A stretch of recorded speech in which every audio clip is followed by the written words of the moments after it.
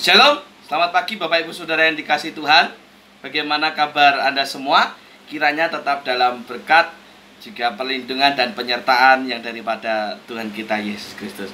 Nah, pagi ini kita kembali berjumpa, bertatap muka melalui sebuah rekaman video yang kiranya video ini bisa memperlengkapi panjenengan semua di dalam melakukan ibadah meskipun masih di rumah-rumah. Dan juga selain itu bisa menjadi berkat, bisa menjadi bekal bagi kita semua, bagi panjenengan semua yang mendengarkan video rekaman ini, untuk dapat menjalani kehidupan lebih baik, lebih manis, dan lebih berkenan lagi di hadapan Tuhan. Nah, sebelumnya kita akan berdoa terlebih dahulu supaya kita mendapatkan hikmat yang daripada Tuhan. Bapa kami di surga, terima kasih untuk pagi ini.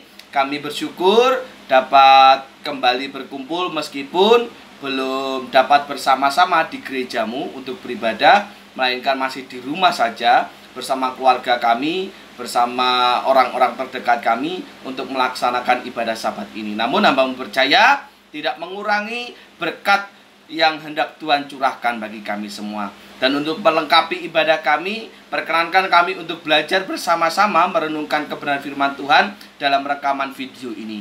Tuhan memberikan kepada kami hikmat untuk dapat mengerti mana yang baik, mana yang benar bagi Tuhan, dan untuk dapat kami lakukan di dalam setiap kehidupan kami sehari-hari, sehingga apa yang kami lakukan, apa yang kami kerjakan berkenan di hadapan Tuhan dan menjadi berkat bagi orang-orang di sekitar kami.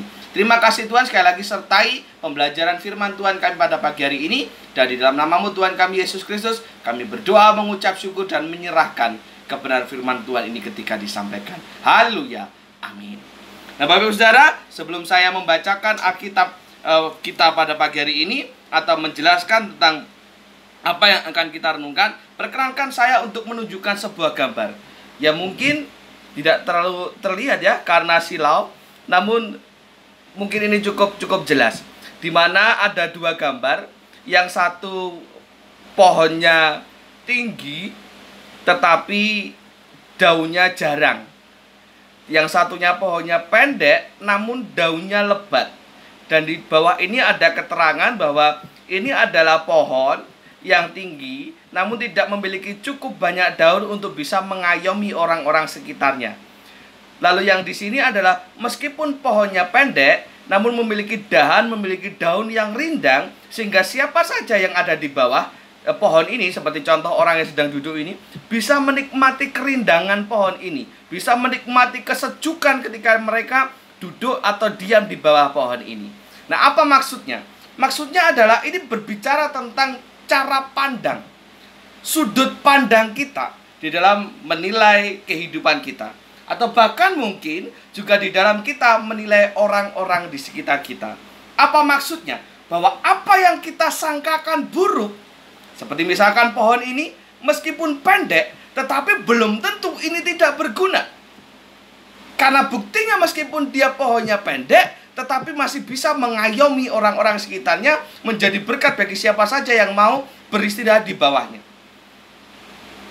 Tetapi pohon yang satunya meskipun terlihat lebih tinggi, mungkin terlihat lebih menghasilkan banyak kayu ketika dipotong, tetapi nyatanya selama dia hidup dan tertancap di tanah, tidak banyak orang yang bisa menikmati berkat kerindangan, karena memang tidak banyak daun yang ada di pohon ini. Dengan kata lain, kurang bisa menjadi berkat bagi banyak orang. Itulah hidup, itulah ketika kita menilai orang. Belum tentu orang yang kita nilai buruk itu memang benar-benar orang yang buruk. Bisa jadi memang wajahnya yang jelek seperti saya, tetapi hatinya baik. Atau bisa jadi juga orangnya wajahnya mungkin tampan, tetapi hatinya tidak baik. Itu bisa terjadi di dunia ini. Begitu juga dengan kehidupan kita. Apa yang kita sangkakan baik sedang terjadi dalam kehidupan kita, belum tentu itu yang menjadi berkat bagi kita dan juga keluarga kita dan orang-orang sekitar kita. Dan apa yang kita pandang sebagai satu kesedihan, sebagai duka cita, itu yang terburuk bagi kita. Belum tentu. Sebab itu, mari kita simak, kita baca kebenaran firman Tuhan yang tertulis dalam kitab Yohanes, pasalnya yang ke-16, ayatnya 16 sampai dengan 33. Yohanes pasal yang ke-16, ayat 16 sampai dengan 33. Namun untuk mempersingkat waktu, saya akan membacakan apa yang akan saya sampaikan atau apa yang penting saja secara singkat. Namun Anda nanti harus membaca lebih baik dari satu perikop ini, itu akan jauh lebih baik supaya Anda bisa mengerti semua. Kita baca mulai dari ayat yang ke-19, di mana di situ Yesus menjawab murid-murid yang sedang bertanya kepadanya. Yesus tahu bahwa mereka hendak menanyakan sesuatu kepadanya. Lalu ia berkata kepada mereka, adakah kamu membicarakan seorang dengan yang lain apa yang kukatakan tadi? Yaitu, tinggal sesaat saja dan kamu tidak melihat aku, dan tinggal sesaat saja pula dan kamu akan melihat aku. Aku berkata kepadamu, sesungguhnya kamu akan menangis dan meratap, tetapi dunia akan bergembira. Kamu akan berduka cita, tetapi duka citamu akan berubah menjadi sukacita. Seorang perempuan berduka cita pada saat ia melahirkan, tetapi sesudah ia melahirkan anaknya, ia tidak ingat lagi akan penderitaannya, karena kegembiraan bahwa seorang manusia telah dilahirkan ke dunia. Demikian juga kamu, nah ini catat baik-baik, sekarang diliputi duka cita, tetapi aku akan melihat kamu lagi dan hatimu akan bergembira, dan tidak ada seorang pun yang dapat merampas kegembiraanmu itu daripadamu. Inilah cara pandang Tuhan kita Yesus Kristus di dalam melihat kehidupan. Memang konteks pada waktu itu ia sedang menyampaikan sebuah semacam perumpamaan, semacam kalimat kepada murid-muridnya, namun murid-muridnya tidak dapat mengerti apa maksudnya. Yesus sedang berbicara tentang bagaimana ia harus berpisah dengan murid-muridnya untuk suatu saat mereka dapat bertemu kembali ke dalam satu kebahagiaan yang sesungguhnya, kebahagiaan yang kekal di surga. Sebab itu Yesus menggambarkan dengan sebuah perumpamaan di ayat sebelumnya. Kemudian apa yang kita baca barusan adalah penjelasan dari apa yang Yesus katakan. Bahwa seperti judul perikop ini mengatakan, duka cita yang mendahului kemenangan. Seperti apa tadi yang tergambar dalam ilustrasi gambar pohon tadi.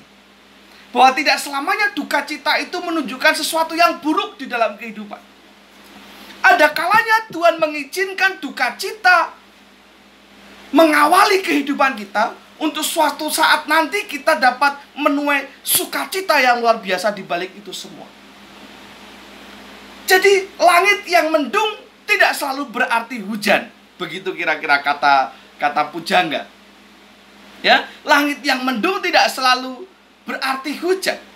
Ingat bagaimana bangsa Israel pada waktu perjalanan menuju ke tanah perjanjian, ketika mereka dipayungi oleh tiang awan pada waktu siang dan tiang api pada waktu malam. Tiang awan, kalau saya boleh membayangkan, itu ibarat mendung yang membuat orang-orang tidak kepanasan. Namun bagi orang-orang yang tidak bisa melihat dengan cara pandang Tuhan, mungkin ini adalah sebuah pertanda yang buruk.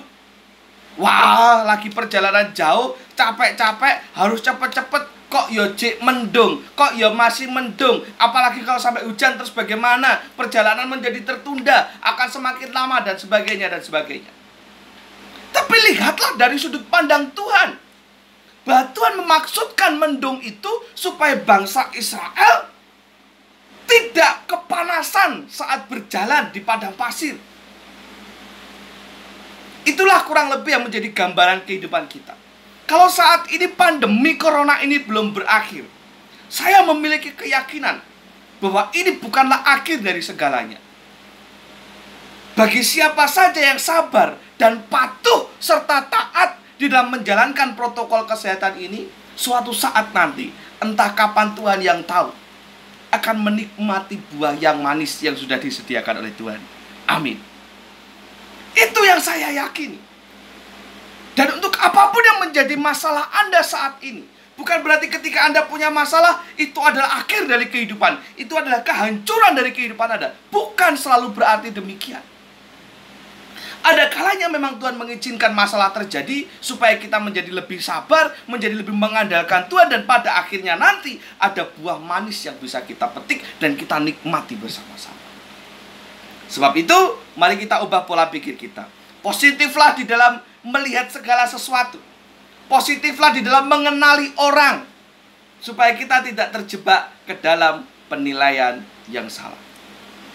Pakai sudut pandang Tuhan kita Yesus Kristus yang melihat segala sesuatu dengan penuh positif, dengan penuh keyakinan bahwa segala sesuatu akan berakhir dengan baik. Segala sesuatu akan berujung dengan indah. Seperti kata firman Tuhan, untuk segala sesuatu akan menjadi indah pada waktu. Nah, demikian apa yang bisa saya sampaikan, yang kiranya bisa menjadi berkat buat panjenengan semua, yang bisa mengubah pola pikir kita yang mungkin sebelumnya negatif dalam menyikapi segala sesuatu, dan sekarang bisa menjadi berpikir positif untuk apapun yang terjadi dalam kehidupan kita. Kalau kita saat ini sedang memiliki sakit penyakit apapun itu, katakan kepada Tuhan, Tuhan terima kasih untuk penyakit ini, dan saya bersyukur dan saya percaya dengan penyakit ini Tuhan akan memiliki rencana yang indah untuk saya dan keluarga saya. Kalau engkau sedang tidak punya uang, katakan kepada Tuhan, Tuhan terima kasih untuk keadaan ini, karena saya percaya dengan ini semua saya bisa menghargai jerih payah saya. Saya bisa menghargai walaupun mungkin ada sedikit uang, saya tidak akan boros lagi, dan sebagainya dan sebagainya. Ubah pola pikir kita menjadi pola pikirnya Tuhan, supaya akhirnya pun kita mendapatkan sesuatu yang indah yang sudah disiapkan Tuhan untuk kita semua. Kiranya ini bisa menjadi berkat bagi panjenengan semua. Terima kasih sudah mendengarkan renungan firman ini, dan terima kasih sudah bersabar di dalam beribadah di rumah-rumah.